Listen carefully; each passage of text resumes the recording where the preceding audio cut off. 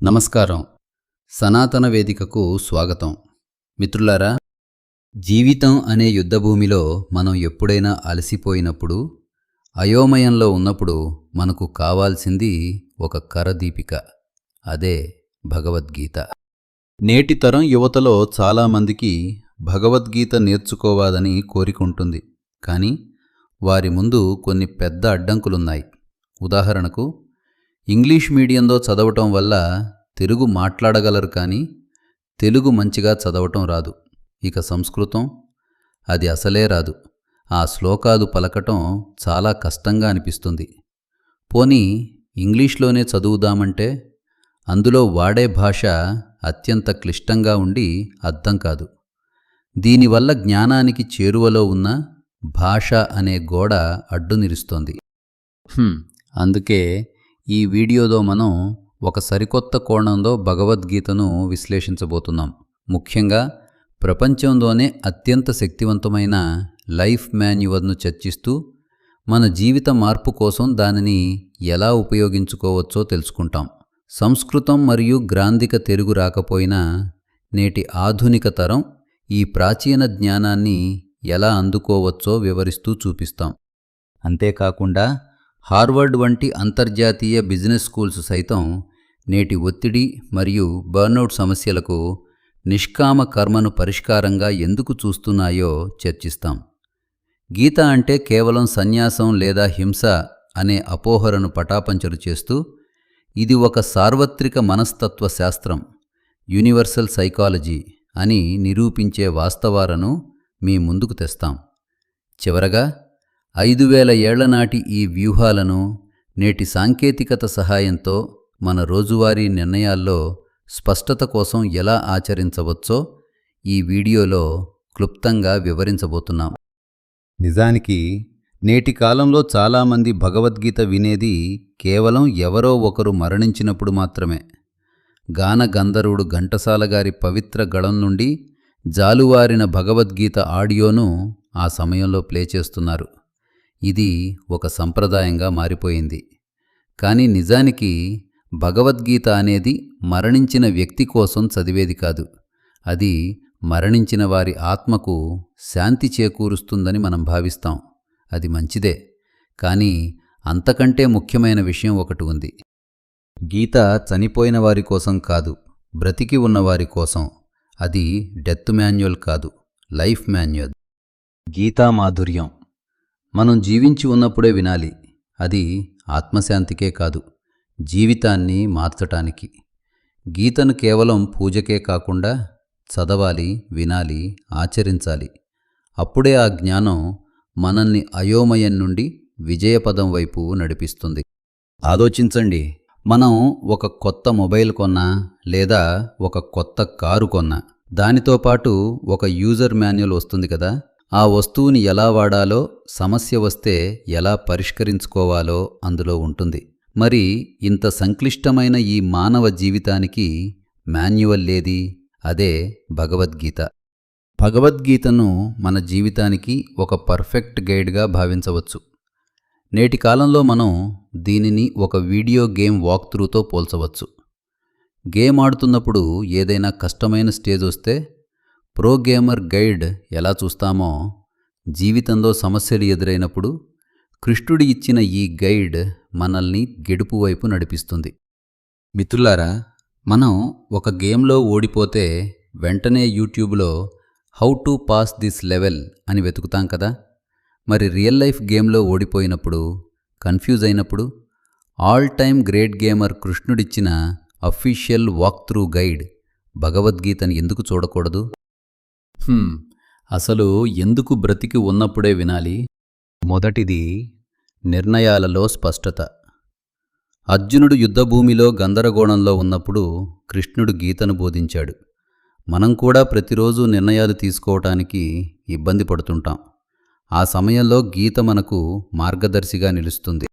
రెండవది, మానసిక ప్రశాంతత. ఒత్తిడి, ఆందోళన, డిప్రెషన్ వంటి సమస్యలతో సతమతమవుతున్న నేటి తరానికి గీతా శ్లోకాలు ఒక గొప్ప ఔషధంలా పనిచేస్తాయి. మూడవది, కర్తవ్య బోధ. మనం ఏం చేయాలి, ఎలా జీవించాలి అనే ప్రశ్నలకు సమాధానం బ్రతికి ఉన్నప్పుడే వెతుక్కోవాలి. మరణించాక వింటే ఆ జ్ఞానాన్ని మనం ఆచరణలో పెట్టలేము కదా. ఇక అపోహలు మరియు నిజాల విషయానికొస్తే చాలామంది సన్యాసం అంటే ఇల్లు వదిలి అడవులకు వెళ్ళడం అనుకుంటారు. కానీ గీత ఎక్కడా అలా చెప్పలేదు.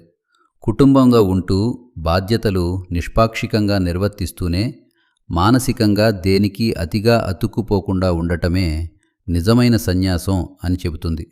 కర్మ సన్యాసం కంటే నిష్కామ కర్మ గొప్పదని కృష్ణుడు వివరించాడు. అలాగే హింస విషయానికొస్తే గీత యుద్ధం చేయమని చెబుతుంది, కానీ అది హింస కోసం కాదు, ధర్మరక్షణ కోసం. మన లోపల జరిగే మంచి చెడుల పోరాటమే అసలైన కురుక్షేత్రం. ఇక ఫలితం గురించి, కర్మణ్యేవాధికారస్తే మా ఫలేషు కదాచన అంటే లక్ష్యాన్ని వదిలేమని కాదు. పనిచేసేటప్పుడు కేవలం ఫలితం గురించి ఆలోచిస్తే ఆందోళన పెరుగుతుంది. అందుకే ఫలితాన్ని దేవుడికి వదిలేసి పని మీద పూర్తి దృష్టి పెడితే, అంటే ఫోకస్ ఆన్ ప్రాసెస్, అత్యుత్తమ ఫలితాలు వస్తాయని దీనర్థం. ముఖ్యంగా మతం.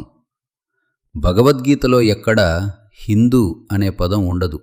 ఇది మానవ స్వభావం, మనస్తత్వం మరియు విశ్వజనీనమైన సత్యాల గురించి మాట్లాడుతుంది.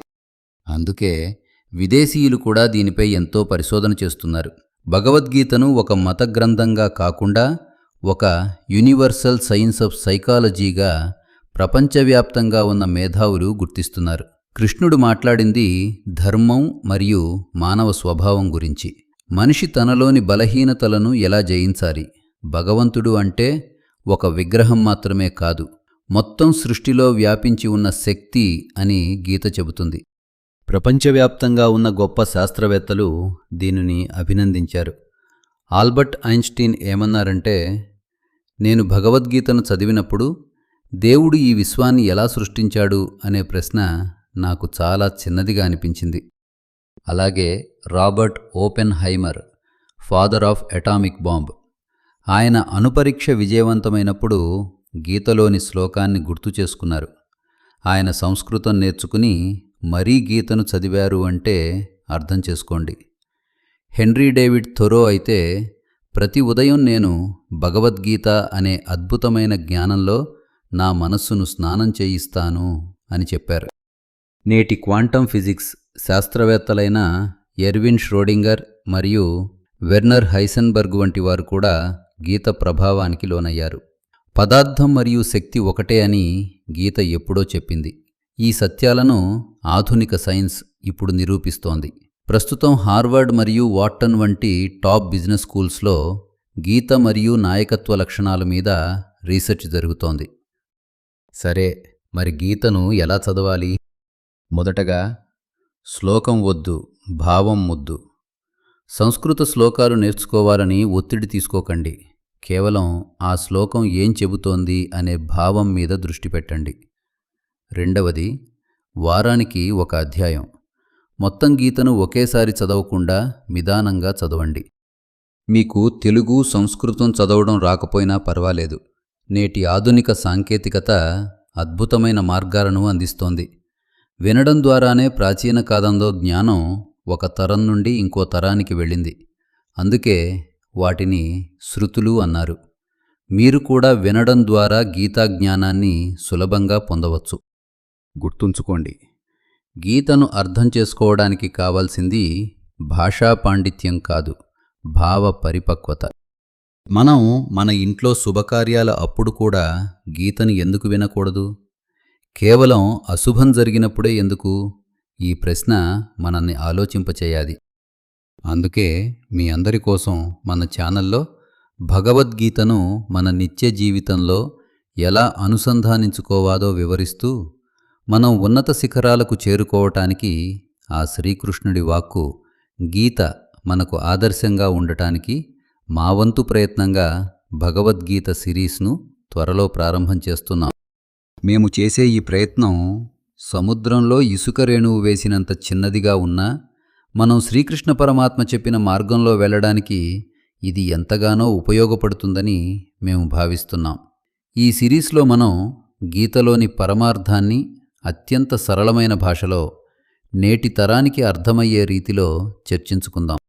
ఈ ప్రయాణంలో మీ అందరి తోడ్పాటు ఉంటుందని ఆశిస్తూ త్వరలోనే కలుద్దాం.